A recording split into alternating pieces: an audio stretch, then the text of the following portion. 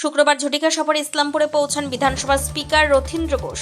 এদিন তিনি ইসলামপুর সার্কিট হাউসে পৌঁছে জেলা বিজেপি নেতৃত্বের সঙ্গে দীর্ঘক্ষণ বৈঠক করেন বলে জানা গিয়েছে। সূত্রের খবর, বৈঠকে ইসলামপুরের সামগ্রিক পরিস্থিতি, সাংগঠনিক বিষয় এবং এলাকার উন্নয়ন নিয়ে বিস্তারিত আলোচনা হয়। যদিও বৈঠকের নির্দিষ্ট বিষয় প্রকাশ্যে আনতে চাননি বিজেপি নেতৃত্ব। বৈঠক শেষে সাংবাদিকদের মুখোমুখি হলেও কোনো মন্তব্য করতে চাননি স্পিকার রথীন্দ্র ঘোষ। এদিন স্পিকারের সঙ্গে উপস্থিত ছিলেন বিজেপি জেলা সহ সভাপতি ও ইসলামপুর শহর মণ্ডল সভাপতি। বিজেপি জেলা সহ সভাপতি সুরজিৎ সেন জানান, স্পিকারের সঙ্গে বিভিন্ন গুরুত্বপূর্ণ বিষয় নিয়ে আলোচনা হয়েছে। পাশাপাশি ইসলামপুরের বর্তমান পরিস্থিতি ও উন্নয়নমূলক বিষয়ে কথা হয় বলে তিনি উল্লেখ করেন। তবে বৈঠকের বিস্তারিত নিয়ে প্রকাশ্যে কিছু বলতে চাননি তিনি। এদিন এই বিষয়ে বিজেপি জেলা সহ সভাপতি সুরজিৎ সেন কি বলছেন শুনব।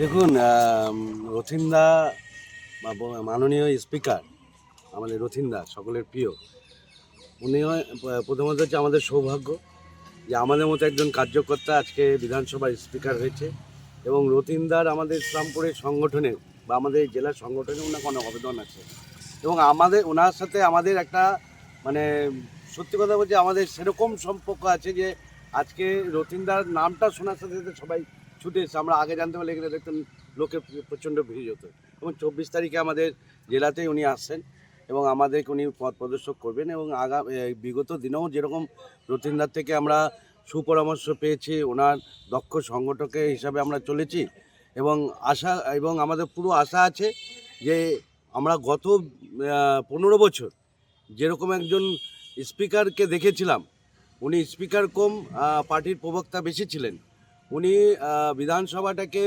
দলীয় কার্যালয় করে রেখেছিলেন। তো এবার আপনারা প্রথম থেকেই দেখেছেন এবং আমরা আশা করব যে আপনারা দেখতে পাবেন যে সত্যিকারে একজন স্পিকারের ভূমিকা কী হতে পারে এবং আপনারা নিশ্চয়ই এখন দেখে নিলেন যে আপনারাও যখন বললেন, উনি বললেন যে না আমি বাইট দেবো না, কারণ উনি এখন নিরপেক্ষ লোক।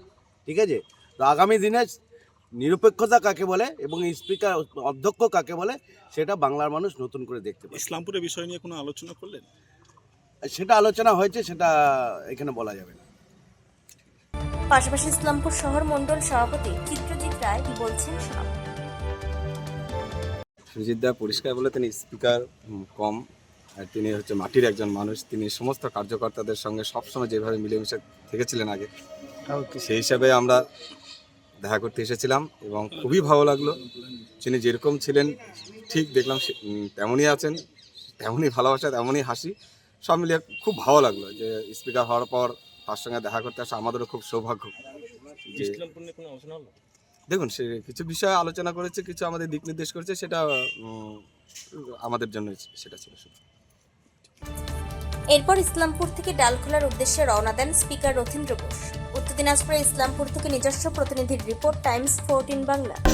রায়গঞ্জের চণ্ডীতলায় হেলথ প্লাস মাল্টি স্পেশালিটি ক্লিনিকে এবং এখানে পান অভিজ্ঞ ডাক্তার দ্বারা ফ্রি স্কিন টেস্ট।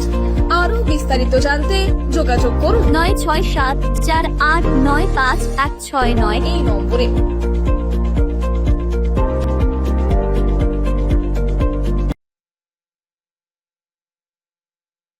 আজ তোমার বিয়ে সাজলো নতুন সাজে,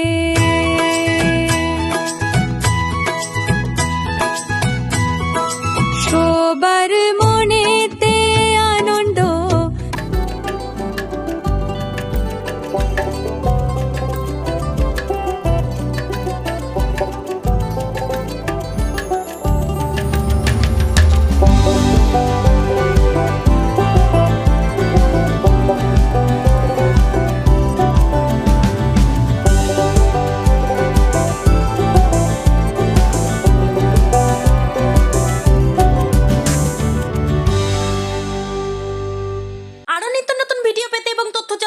ফেসবুক পেজকে লাইক ও ফলো করে রাখুন। সেই সঙ্গে টাইমস 14 বাংলার ইউটিউব চ্যানেলকে সাবস্ক্রাইব করতে ভুলবেন না।